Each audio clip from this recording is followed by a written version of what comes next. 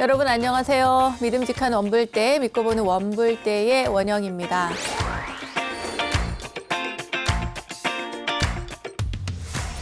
불자님들 중에는 이런 말씀을 하는 분들이 있습니다. 저는요, 불자라고 하기가 좀 그렇습니다. 마음속으로는 부처님을 믿고 있지만 1년에 딱 한 번 부처님 오신 날만 절에 가는 정도인데 불자라고 말하기에 죄송한 마음이 들어요 라고요. 어떠세요? 우리 원불대 가족분들 중에도 이 이야기에 아주 살짝 찔리는 분들 계시죠? 불교는 강요하지 않는 종교라는 인식 많이들 가지고 계십니다. 실제로 신심은 스스로의 마음에서 우러나오는 것이지 강요나 집착으로 그 신심을 끌어낼 수는 없죠.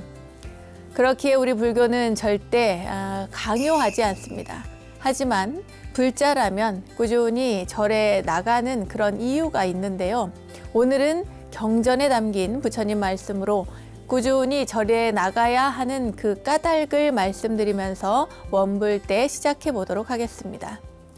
잡아함경 사권 승가라경에 담긴 가르침인데요. 부처님께서 기원정사에 머물고 계실 때 쌍카라라는 젊은이가 찾아와서 부처님께 이런 질문을 드렸습니다. 부처님의 가르침을 받은 사람 가운데에도 어떤 사람은 훌륭하고 어떤 사람은 훌륭하지 않습니다. 이들은 왜 그러합니까? 또 어떻게 훌륭한지 그렇지 않은지를 알 수 있습니까? 라고요. 그러자 부처님께서 이렇게 말씀하셨어요. 쌍카라야, 보름달은 처음에는 비록 조그맣지만 날이 갈수록 광명이 더해 마침내 원만해져서 세상을 환하게 비춘다. 그러나 금음달은 처음에는 둥글고 환하지만 한번 기울기 시작하면 밤낮으로 줄어들어 나중에는 완전히 빛을 잃고 만다.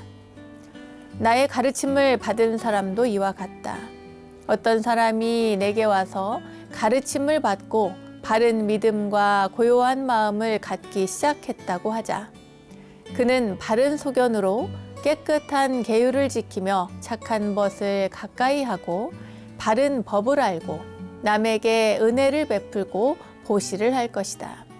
그리하여 마침내 보름달처럼 얼굴도 환해지고 인격도 훌륭해질 것이다. 그러나 어떤 사람은 처음에는 잘했으나 어느 순간 초지를 잃고 바른 소견과 바른 믿음을 잃는다. 그런 뒤에는 점점 깨끗한 계를 지키지 않고 착한 것을 멀리하며 바른 법 배우기를 게을리한다. 몸으로 나쁜 행동을 하고 입으로는 나쁜 말을 하며 뜻으로는 나쁜 생각을 한다. 이렇게 나쁜 인연을 지음으로써 그는 목숨을 마친 뒤 나쁜 세상에 떨어지게 된다. 훌륭한 가르침을 받았다면 모두가 훌륭하게 되어야 할 텐데 왜 그렇지 않느냐는 젊은 쌍카라의 질문에 대한 부처님의 대답이었습니다. 여러분은 글쎄요, 어떻게 느끼셨을까요? 그리고 어떤 대답이 여러분들에게 되셨을까요? 무엇이든 초심을 잃지 않고 꾸준히 해나가야 비로소 진정한 깨달음을 얻을 수 있다는 그런 가르침이겠죠? 우리가 절에 꾸준히 나가야 하는 까닭도 바로 여기에 있는 것 같습니다. 물론 누군가의 강요가 아니라 내 스스로 마음이 동하고 부처님을 찾아뵙고 싶을 때 언제든 사찰의 문은 열려 있지만 한번 그래도 마음을 내었다면 꾸준히 사찰의 부처님을 찾아가서 기도도 하고 또 수행 정진하는 이 정진의 시간들이 진정한 행복, 진정한 삶의 가치를 찾을 수 있다는 것 여러분 꼭 알아두셨으면 좋겠습니다. 자, 원불대 바로 이 시간도 꾸준히 시청하시면서 불교 공부하고 계시죠? 그럼 여러분의 신심을 믿고 오늘도 즐겁게 출발해 보겠습니다. 여러분 어서 모이세요.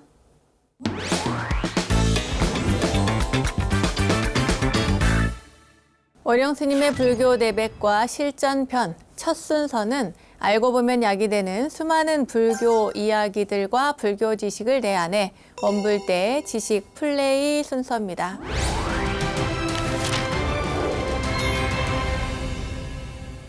요즘 많이들 쓰는 신조어 중에 그 뒤에 어린이의 그 리니를 따서 이렇게 붙이는 말들이 많이 있죠. 뭐 예를 들면 주식 초보자에게는 뭐 주리니, 또 헬스 운동하는 그 헬스 초보자에게는 헬리니 이렇게요. 그런데 불교 초보자에게도 이 리니를 붙여서 불리니라고 한대요. 여러분 사실인가요? 자, 오늘은 불교 공부에 푹 빠진 원불대 가족들 뿐만 아니라 초보 불자인 우리 불린이들에게도 아주 유용한 시간이 될 것 같은데요. 처음 사찰에 가면 낯선 사찰에서 어떻게 할 줄 몰라서 난감해하는 분들을 보게 됩니다. 자, 이런 불린이들, 오늘은 사찰의 기본 예절에 대해서 자세히 안내해 드릴 테니까요. 오늘도 즐겁게 원불대와 함께 해주시기 바랍니다. 자, 그럼 출발해 볼까요? 오늘 주제는 사찰 예절입니다. 사찰은 부처님을 모신 성스러운 공간, 평소에는 글쎄요, 내가 바르게 살지 못했다면 자신의 잘못을 절에 와서 참회하고 또 바른 가르침을 스님으로부터 배우는 그런 신행의 공간이기도 하죠. 또한 중요하게는 스님들이 수행하는 그런 수행 도량이기도 합니다. 그러니까 절에서는 기본적으로 맑은 마음, 맑은 말, 밝은 행동, 자신의 마음을 잘 돌아보면서 늘 깨어있는 마음으로 행동을 해야 하는데요. 이러한 예를 갖추기 위해서는 기본적으로 알아두어야 하는 그런 사항들이 있습니다. 오늘 이 시간에 꼭 기억해 두시기 바라겠습니다. 자, 그럼 먼저 절에 갈 때, 물론 자기에게 어떤 안 좋은 일이 있다거나 아니면 또 너무 좋은 일이 있다거나 그래서 절에 가고 싶다 이런 마음이 들었어요. 또는 아는 스님의 법회에 한번 참석해 보고 싶다. 그 법문을 들어보고 싶다. 이유야 다양합니다. 그때 절에 갈 때 내가 어떻게 하고 갈 것인가 이건데요. 우선은 기본이겠죠. 사찰이라고 하는 수행 도량이니까 불교는 기본적으로 수행하는 그런 종교입니다. 그래서 몸과 마음을 깨끗하게 하고 가는 것, 이것이 중요합니다. 그러니까 갈 때는 단정하고 또 편안한, 간편한 복장을 해야 될 것 같습니다. 그러니까 요란한 색깔의 옷을 그렇게 화려하게 입고 이렇게 가는 것이 아니라 절에 가면은 절도 해야 되고 또 편안하게 앉아서 또 명상도 하고 그러는 경우도 있지 않습니까? 또 울력도 해야 되고 일도 해야 되고 하니까 그럴 때 필요한 그러한 너무 화려하거나 불편한 옷이 아니라 그 사찰에 있어서 신행생활에 있어서 필요한 복색과 용모를 갖추고 또 마음가짐을 가지고 사찰을 찾아가야 합니다. 그리고 이제 겨울철이 되면 가끔 절에 오실 때 그 모피나 가죽 옷을 이렇게 입고 오시는 분들이 계신데요. 추워서 그렇게 입었기 때문에 그것을 함부로 그런 거 입고 오지 마세요. 이렇게 말할 수는 없습니다. 들어오지 마세요. 이렇게 할 수도 없는데 그래도 생명을 소중히 여기는 불교이기 때문에 이 모피나 가죽옷 등은 되도록이면 피하는 게 좋습니다. 그리고 또 여름에 보면은 이제 맨발로 오신다거나 또 그래서 이제 노보살님한테 야단을 맞는 경우도 있는데 물론 저 같은 경우에는 부처님도 맨발이었고 어디 가도 다른 나라에서는 또 맨발로 다니는 경우도 많이 있기 때문에 그걸 가지고 딱히 굉장히 뭐라고 하진 않습니다만 지나치게 짧게 입는 경우에는 그건 조금 피하는 것이 좋습니다.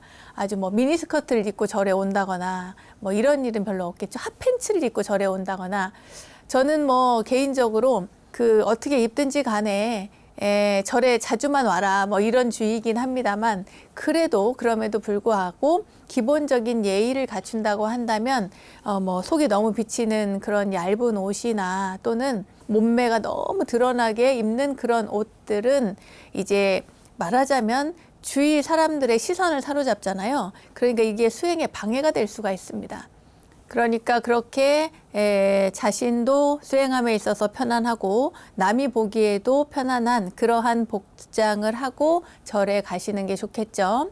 자, 이제 절에 갔습니다. 가면은 제일 먼저 뭘 만나나요? 네, 산문, 일주문을 만나게 되죠.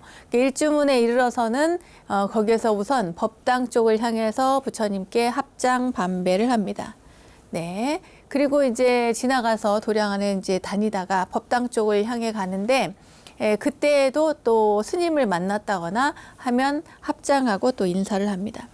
이제 이 합장은 절에서의 인사법으로 가장 대표적인 인사법인데, 이것은 이제 말 그대로 이 왼손 오른손 두 손바닥을 모아서 이제 인사를 하는, 예를 한다는 뜻입니다.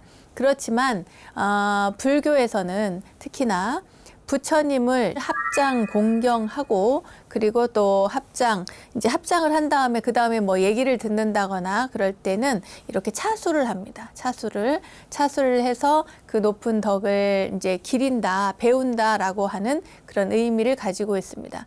이제 큰 절 같은 데 가면은 이제 행자님들 계시잖아요. 행자 금방 막 각 출가하려고 절에 들어가서 수행의 기초를 배우는 분들, 또 이제 삭발을 하고 처음으로 삼위삼인이계를 받고 또 수행기관에서 공부를 하는 분들도 마찬가지입니다.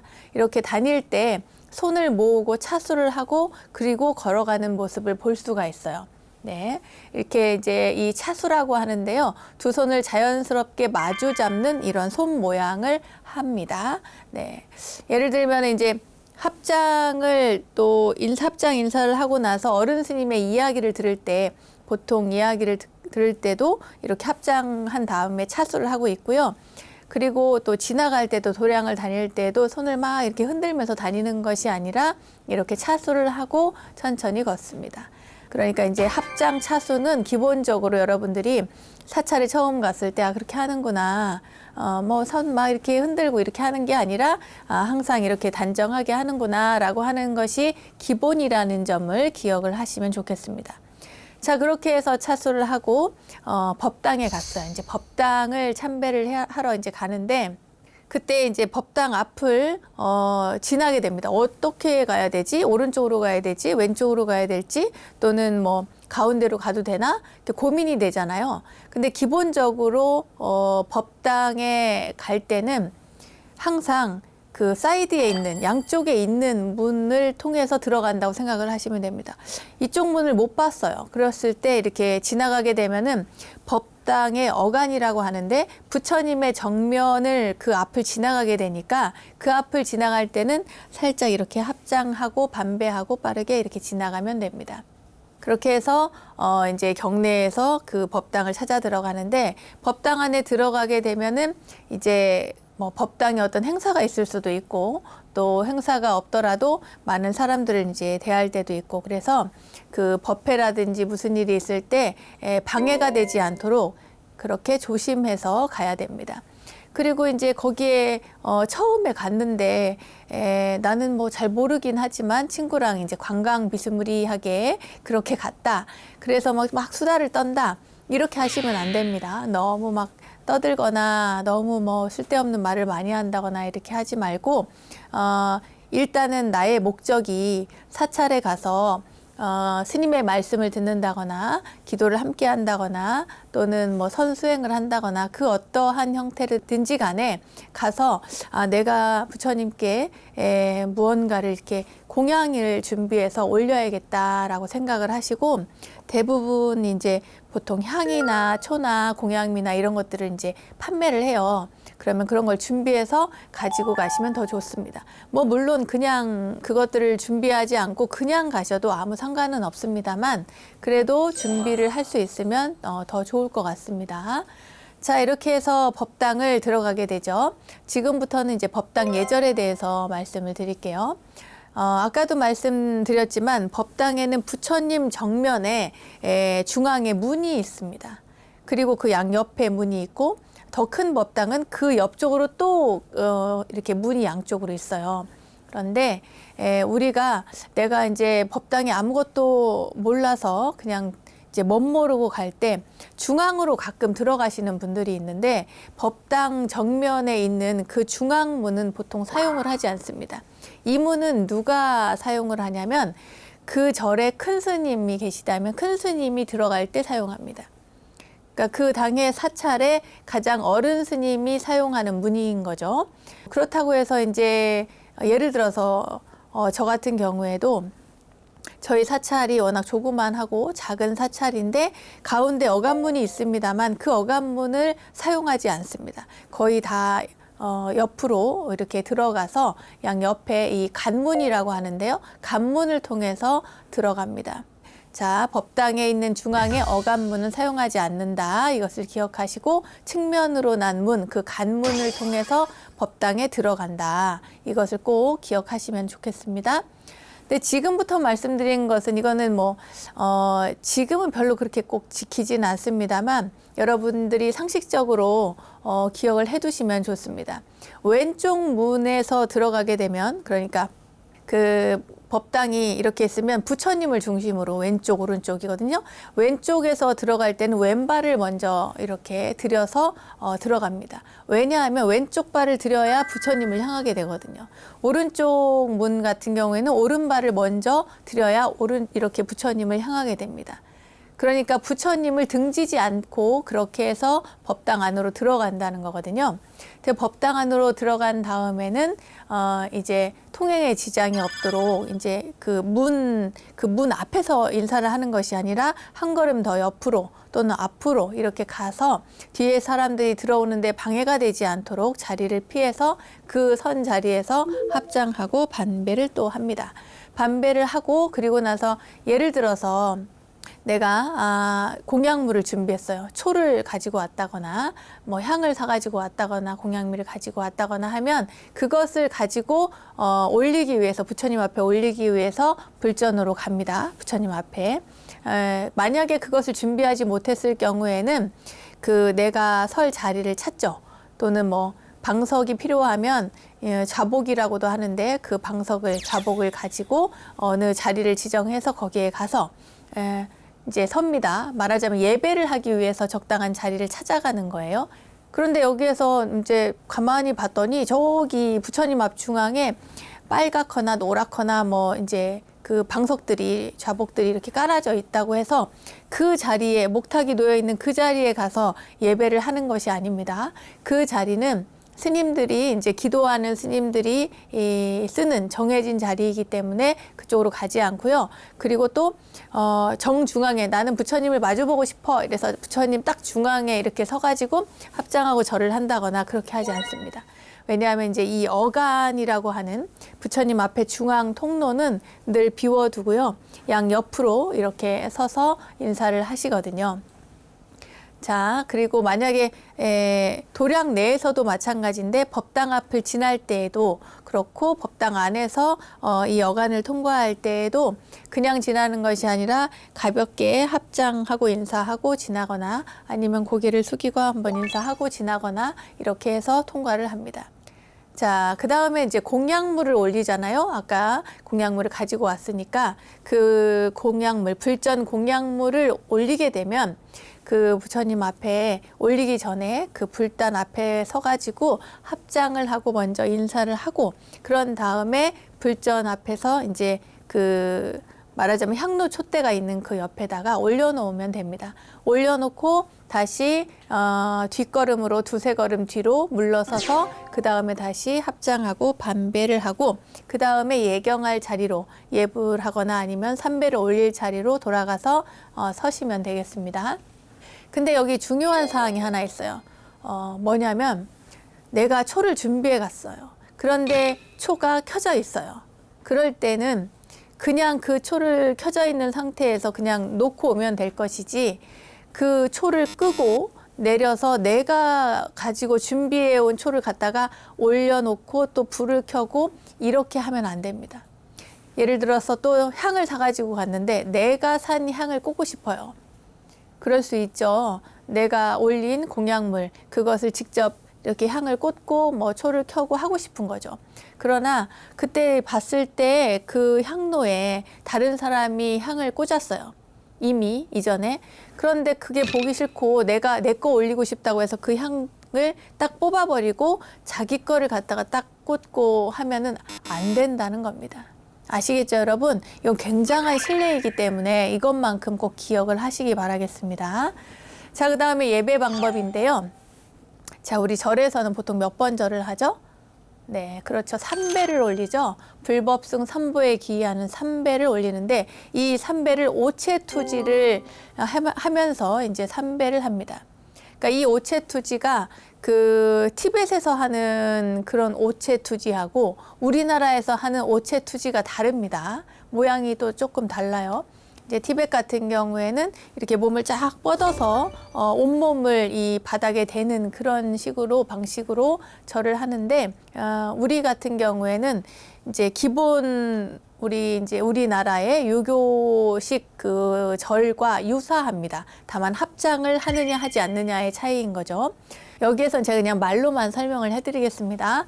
합장을 하고 먼저 반배를 한 다음에 다시 내려갑니다. 내려가서 오른손, 왼손 그리고 바닥에 대고 그러니까 양 무릎과 양 팔꿈치 이게 이제 닿는 거예요. 그런 다음에 손바닥을 펴서 귀 옆에 이렇게 올리게 되죠.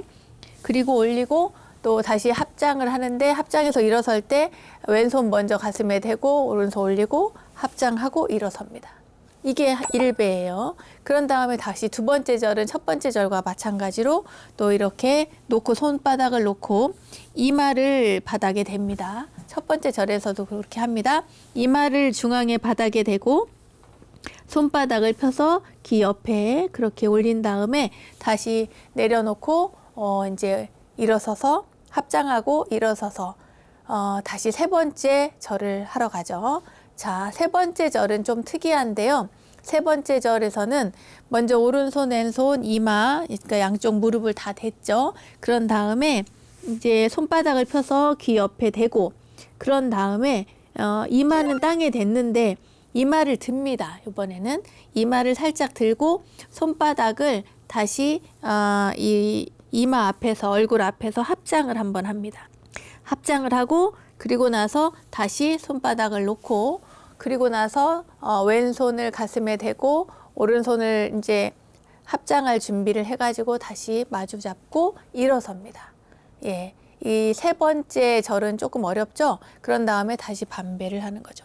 그러니까 3배를 하는 데 있어서 앞뒤는 반배를 하고요. 세 번째 절은 고두배라고 해서 이제 머리를 땅에 대고 그 다음에 합장을 해서 거기에서 이제 손을 다시 한번 모은 다음에 그리고 일어섭니다. 그러니까 예전에는 저희가 교육받을 때만 해도 고두배를 하고 나서 이거를 양 손바닥을 펴서 한 번 더 올리기도 했거든요. 근데 지금은 그렇게 하지 않고 공식적으로 절을 할 때에 이마를 땅에 대고 한 번 댄 다음에 합장을 하고 그 다음에 다시 일어납니다. 합장하고 일어나는 것으로 이렇게 정리가 되었습니다. 그리고 나서 반배. 네, 이렇게 해서 우리가 이제 부처님께 상단을 향해서 3배를 올렸어요. 그리고 나서 보통은 이제 오른쪽을 이렇게 쳐다보면 오른쪽에 신중단이 있어요. 네. 뭐 간혹 이제 어느 절은 뭐 왼쪽에 있는 경우도 있습니다만 이 방향을 틀면 오른쪽에 신중단이 있어서 그 신중단을 향해서 신중님께 또 3배를 합니다. 그런데 예를 들어서 상단에 절을 했는데 그 옆에 또 다른 보살님이 있어요. 지장보살님이나 관세음보살님이나 별도의 불상이 또 있다. 그걸 중단이라고 하는데 그러니까 말하자면 신중단의 그 중단이 아니라 그 불보살님 말고 불단 상단 말고 그러니까 보살상이 모셔져 있는 단이 또 있다. 예를 들어서 예입니다. 만약에 그런 경우에는 거기를 먼저 합니다. 신중단을 먼저 하는 게 아니라 그런 다음에 또 이제 신중단을 하고 그 다음에 각단 예를 들어서 뭐 산신단이나 아니면 칠성단이나 뭐 나한전이 있다거나 이게 그러니까 제가 지금 설명하는 것은 법당 하나에 이렇게 많은 분들이 계실 때 어떻게 할 것이냐. 그러면 상단에 부처님께 먼저 3배를 올리고 그리고 신중단에 3배만 하고 그냥 나오셔도 되고 그건 자기 마음입니다. 각 단에 다 이렇게 예배를 해도 예경을 해도 무방하다. 더 잘했다고 얘기를 해야 되겠죠. 그런데 이제 보통은 상단에 3배 하고 신종님한테 3배 하고 이렇게 나오는 경우도 있고, 상단에 3배만 하고 자리에 앉아서 이제 경전을 독송한다거나 뭐 또는 뭐 108배를 한다거나 명상에 든다거나 하는 여러 가지 방법이 있습니다. 또 재밌는 것, 요즘에 굉장히 궁금해 하시는 분들이 있는데요. 영단에 절을 몇 번 해요? 라고 질문하시는 그런 분들이 있습니다. 영단이라고 하는 것은 말하자면 내 조상님들의 위패를 모신 곳을 영단이라고 하거든요. 그래서 이분들이 모셔져 있는데 제를 모실 때 저희 절을 몇 번 해야 되나요? 하는데 이 제사를 지내는 이 의식은 원래 이제 불교 의식이 아니에요, 여러분. 제라고 하는 것과 제사를 지내는 것은 좀 다릅니다. 그러니까 제라고 하는 것은 제를 베푼다고 해요. 제를 베푼다. 그런데 제사는 지낸다고 그래요. 그래서 그러니까 제사 같은 경우에는 유교식 관습에 의한 것이기 때문에 2번을 했습니다. 저도 예전에는 어릴 때 이제 2번 해라 그랬는데 요즘에는 통상 절에서 제를 올리거나 제사를 모시는 것이기 때문에 3배를 해라 이렇게 이야기를 합니다. 그러니까 헷갈리니까요. 영단에는 2번, 뭐 상단에는 3번 이렇게 하는 것이 늘 헷갈리니까 그냥 영단에도 3배를 해도 무방하다. 여러분 3배를 하는 것으로 요즘엔 대부분 통일되어 있으니까요. 그렇게 하시면 되겠습니다. 2번 해도 관계는 없습니다. 자, 이제 법당에서 나와야 되겠죠. 나올 때는 어떻게 할까요? 나올 때도 마찬가지로 들어갈 때와 마찬가지입니다. 그 문 앞에서 간문이죠. 그 간문 앞에서 이제 합장하고 부처님께 상단의 부처님을 향해서 합장 반배를 올립니다. 그런 다음에 나올 때와 마찬가지로 부처님을 등지지 않고 그리고 이제 신발을 신고 나오면 되겠습니다. 저희가 절에 오시는 분들 얘기를 들어보면 비빔밥 먹으러 절에 간다 이런 분들 간혹 계십니다. 네, 그래서 공양 좀 얻어 먹으려고 갑니다. 이렇게 이야기하는 분들 실제로 계셔요. 네, 절에 가면 항상 비빔밥을 준다는 그런 생각이 있는데 우리가 이 비빔밥 공양이라고 이야기를 합니다. 그죠? 근데 재밌는 것은 부처님께 올리는 것도 공양입니다. 그러니까 절집에서 공양, 식사를 하는 것도 공양이고 부처님께 불전에 뭔가 공양물을 올리는 것도 공양입니다.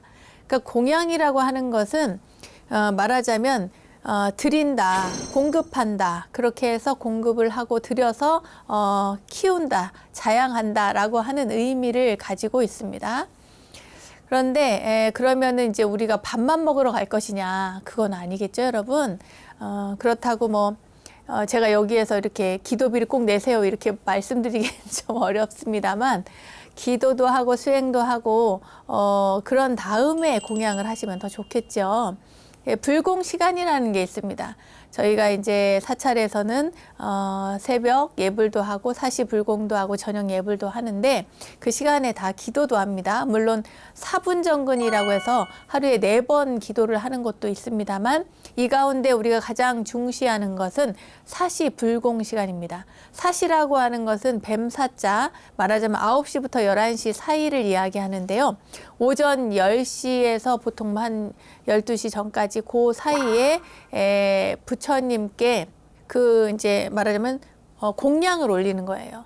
우리가 뭐 맞이 올린다고 합니다, 보통. 그래서 밥을 해서 직접 맞이를 올리거나 아니면 또는 생미라고 해서 생미를 그러니까 쌀을 담아 가지고 올리고 그리고 기도를 하는데 불공을 올리는데 이것은 석가모니 부처님께서 오전에 딱 한 끼만 드셨기 때문에 그 공양을 올리는 것을 그대로 저희가 전통적으로 이렇게 이어가고 있다. 그 시간에 그냥 올리는 것이 아니라 부처님의 가르침을 한번 읽고 뭐 경전을 읽든 뭐 보통 우리 각 사찰에서 천수경을 많이 독송을 합니다. 천수경 많이 하고 그 이외에 뭐 예를 들어 저희 절 같은 경우에는 경전을 돌려가면서 읽거든요.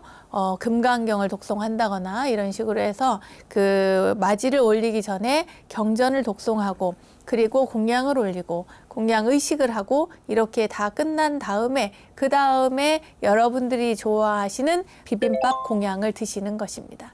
아시겠죠, 여러분? 그냥 밥만 먹는 거 아닙니다. 자, 그럼 사찰에서의 예절은 여기까지만 설명을 하고 구체적으로 우리 오늘 공부한 거를 문제를 한번 풀러가 볼까요? 첫 번째 문제 보도록 하겠습니다. 불자의 대표적인 인사법인 합장에 대한 설명으로 옳지 않은 것은 1. 불보살님께 공경과 믿음을 표현하는 인사법이다. 2. 부처와 중생, 너와 내가 하나라는 뜻을 담고 있다. 3. 우리나라뿐만 아니라 전 세계 모든 불교 국가의 공통적인 인사법이다. 4. 절에서 부처님이나 스님께 하는 인사법으로 일반인에게는 하지 않는다.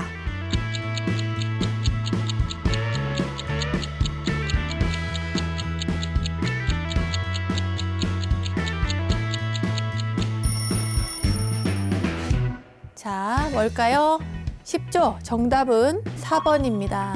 절에서 부처님이나 스님께 하는 인사법으로 일반인에게는 하지 않는다라고 되어 있는데 할까요, 말까요? 하죠. 네, 일반인들끼리도 합니다. 특히 이 합장이 굉장히 중요한 역할을 하던 때가 있었죠. 언제입니까? 네, 코로나 시국. 그 전 세계가 팬데믹일 때 그때에 이 합장하고 인사하는 게 굉장히 좋은 인사법이구나 하는 걸 느꼈습니다. 보통 만나면은 전에는 이렇게 악수를 했잖아요. 사실 이 악수라는 것은 내 손에 당신을 해칠 무기가 없다라고 하는 의미로 이렇게 악수를 한다고 했는데 언제부턴가 그 코로나 때문에 그때 사람들이 서로 이렇게 주먹을 쥐고 주먹끼리 부딪히는 인사법을 하더라고요. 그래서 저는 그 인사법이 굉장히 거칠게 느껴진달까요? 그런 느낌이었습니다. 합장을 하면 참 좋을 텐데 서로 마음을 모으고 당신과 내가 둘이 아니다. 이런 의미를 가지고 또 마음이 하나로 모여지는 것, 부처와 중생이 하나다라고 하는 여러 가지 갖가지 의미를 담고 있는 이 좋은 뜻을 가진 합장을 많은 사람들이 활용하면 좋겠다 그런 생각이 들었습니다. 이것은 불교만의 인사법이 아니라 누구에게라도 할 수 있는 그런 인사법인 것이죠. 그러니까 절에서 부처님이나 스님께 하는 인사법이기도 하지만 일반인에게도 할 수 있는 그런 인사법인 것입니다. 자, 다음 문제 볼게요. 사찰을 참배할 때 예절로 잘못된 것은 1. 일주문이나 천왕문, 해탈문을 지날 때는 법당을 향해 반배를 한다. 2. 법당에 오르기 전 탑이 있는 경우에는 예를 올린다. 3. 탑을 돌며 기도할 때는 왼쪽 어깨가 탑을 향하도록 하고 돈다. 4. 역대 조사 스님의 부도를 지날 때는 반배를 한다. 네, 이 문제 좀 어려울까요? 예, 여러분 잘 풀어보십시오.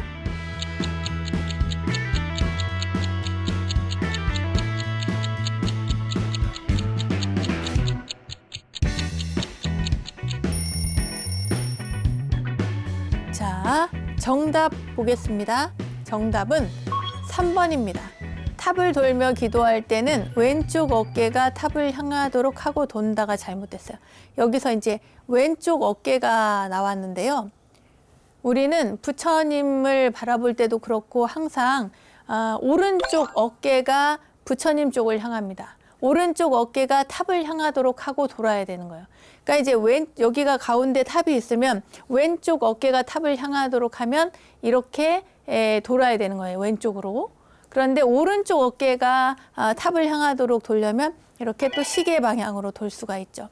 그러니까 시계 반대 방향으로 돌 것인가 시계 방향으로 돌 것인가인데 탑을 돌 때는 오른쪽 어깨입니다. 왼쪽 어깨가 아니라 시계 방향으로 이렇게 돕니다. 그리고 또 서서 인사할 때도 인사를 하고요. 우요 삼잡 이런 얘기도 있잖아요. 그 오른쪽 어깨가 탑을 향하도록 하고 돌아야 된다는 것을 여러분 기억하시면 좋겠습니다. 다음 문제 보겠습니다. 다음 중 반배를 하는 경우가 아닌 것은 1. 해우소나 공중 목욕탕에서 스님을 배웠을 경우 2. 야외 법회 시 바닥이 젖었을 경우 3.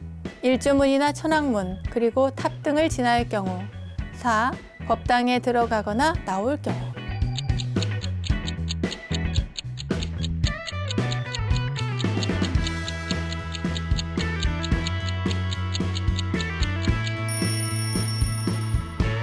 정답은 1번 해우소나 공중 목욕탕에서 스님을 뵀을 경우요.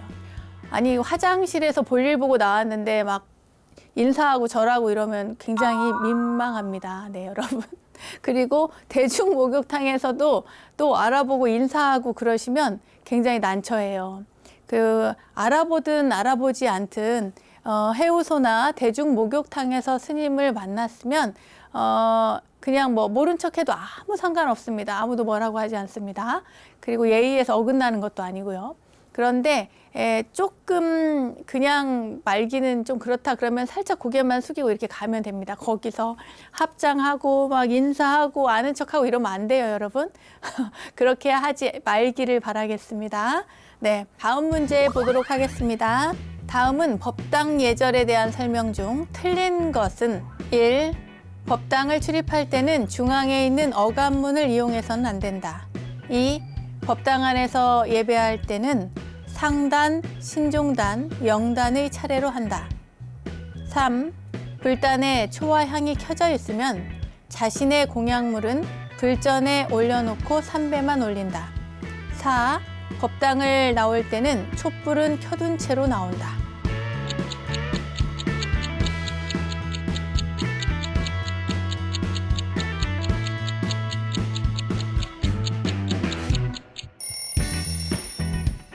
정답은 4번입니다. 다른 거는 다 이해하셨죠? 중앙에 있는 어간문 이용하시나요? 하면 안 된다. 네, 법당 안에서 예배할 때 상단, 신중단, 그리고 영단에 위패가 모셔져 있으면 영단에 절을 하면 됩니다. 그리고 세 번째, 초와 향이 켜져 있으면, 다른 사람이 올린 것이 켜져 있으면 내 것은 그냥 불전에, 부처님 전에 올려놓고 오면 됩니다. 만약에 이제 아무도 켜놓은 사람이 없고 내가 처음 가서 올리고 싶다 그랬을 때는 내가 준비해간 공약물을 켜두시면 되겠습니다. 그리고 4번 정답이 법당 예절 가운데 틀린 거라고 그랬죠? 4번입니다. 법당을 나올 때는 촛불을 켜둔 채로 나온다고 했는데 촛불을 켜둔 채로 나오시는 분이 있기는 있어요. 그런데 우리나라의 사찰들은 대부분이 다 목조 건물이지 않습니까? 근데 이 목조 건물에 이렇게 초를 켜놓고 그대로 나오면 좀 위험할 수가 있습니다. 초가 흘러내려서 좀 잘못하게 되면 약간 화재의 위험도 있고, 그래서 나올 때는 초는 반드시 끄셔야 됩니다. 우리나라의 많은 사찰들이 또 문화재이기도 하고요. 그리고 화재의 위험도 높기 때문에 여러분 이 부분은 잘 기억하셔서 관리를 잘해서 우리 후손들에게, 우리 미래 세대들에게 잘 보존해서 넘겨주기를 바라겠습니다. 자, 오늘은 사찰 예절, 법당 예절, 또 뭐 절하는 법 여러 가지를 말씀을 드렸는데요. 이 예절들 여러분 기억해 두셨다가 법당에 처음 가시는 분, 또 처음 가지 않더라도 나는 열심히 다녀서 잘 아는데 처음 오시는 분이 있으면 잘 설명해 주시면 감사하겠습니다. 오늘 공부는 여기서 마치겠습니다.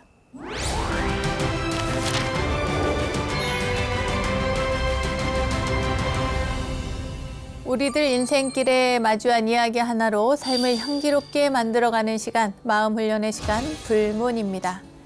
부처님께서는 사람마다 가지고 있는 성품에 맞는 그 다양한 비유를 통해서 참 진리를 깨닫게 하셨죠.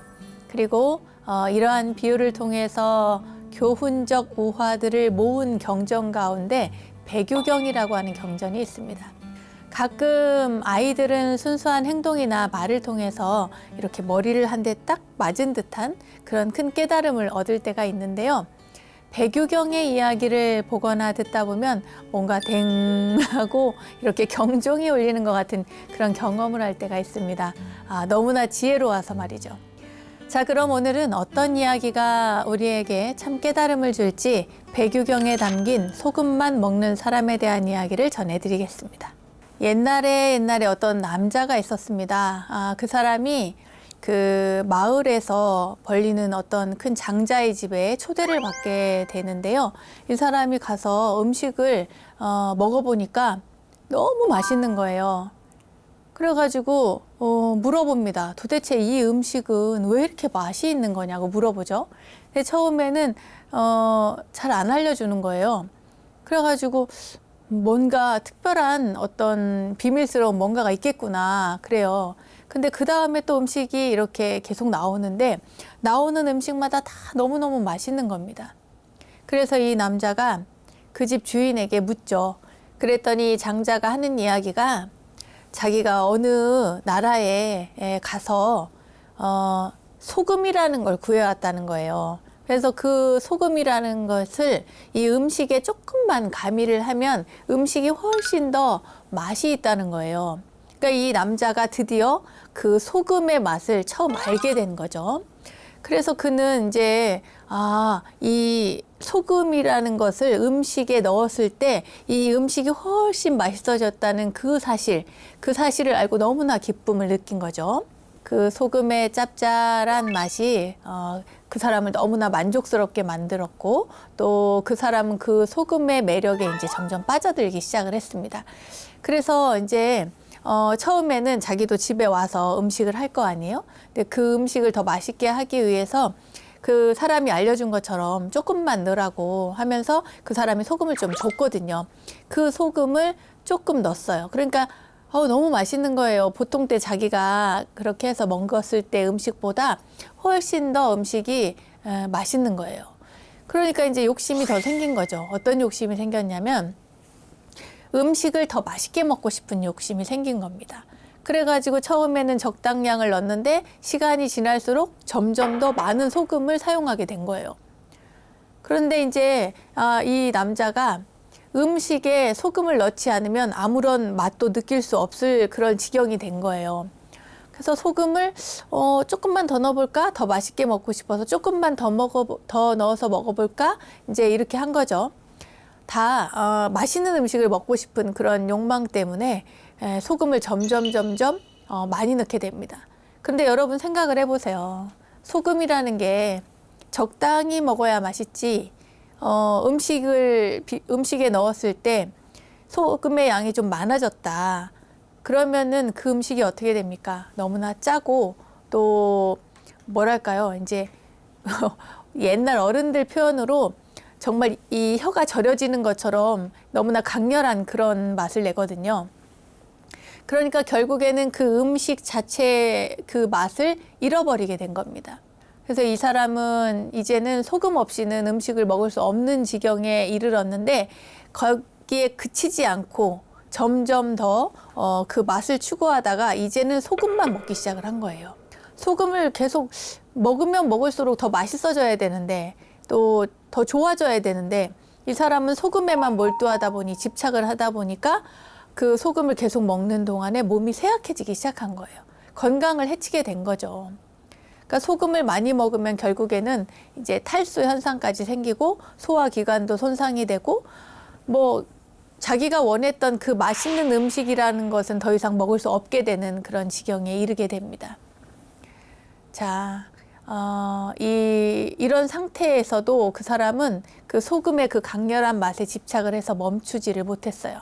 결국에는 그 사람의 몸은 점점 병들고 더 이상 소금조차도 먹을 수 없는 그런 몸 상태가 된 거죠. 나중에는 아주 심각한 그런 건강 문제로 인해서 목숨을 잃게 됐습니다. 여러분, 이 스토리를 어떻게 생각하세요? 가만히 보면 우리는 원하는 것을 얻으면 굉장히 행복합니다. 실제로, 그죠? 내가 이걸 갖고 싶어 하면 가졌을 때 굉장히 행복하고 또 맛있는 음식을 먹었을 때 그것도 행복하고. 그런데 사람과의 관계도 그렇죠.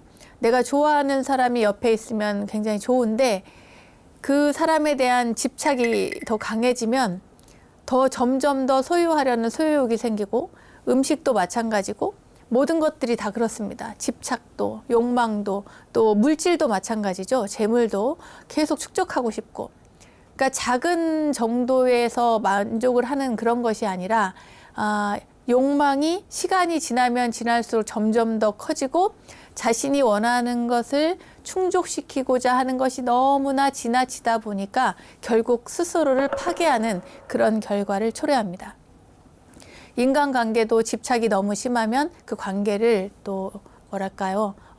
더 멀어지게 만드는 그런 결과를 초래하고, 그리고 욕심을 너무 부리다 보면은 그 욕심 때문에 뭐랄까요, 자신을 스스로 파괴하는 지경, 자신의 윤리가 파괴되는 그런 지경에 이르기도 합니다.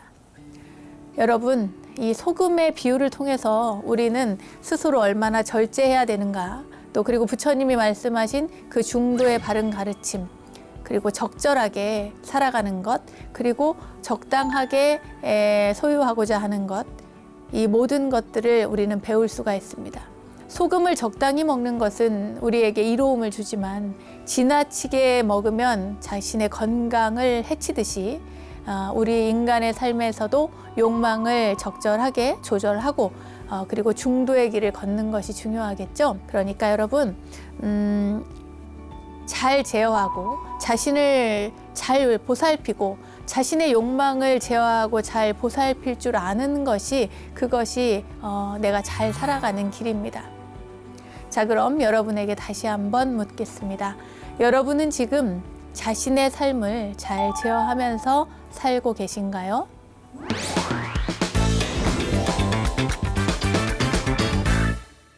부처님의 가르침을 실생활에 적용할 수 있도록 친절하게 설명해 드리고 있는 원영스님의 불교 대백과, 오늘은 사찰의 가면이라는 주제로 사찰의 예절에 대해서 공부를 해봤고요. 또 배교경에 담긴 부처님의 가르침, 소금만 먹는 사람에 대한 이야기로 절제와 중도의 중요성에 대해서도 말씀을 드렸습니다. 자, 알매지혜가 가득한 시간 원불대, 오늘은 여기까지입니다. 원불대와 함께 불교 공부는 물론 삶의 지혜를 찾는 시간 만들어 가시기 바라고요. 자, 공부하는 원불대, 수행하는 원불대 여기서 마치겠습니다. 다음 시간에 또 만나요. 감사합니다.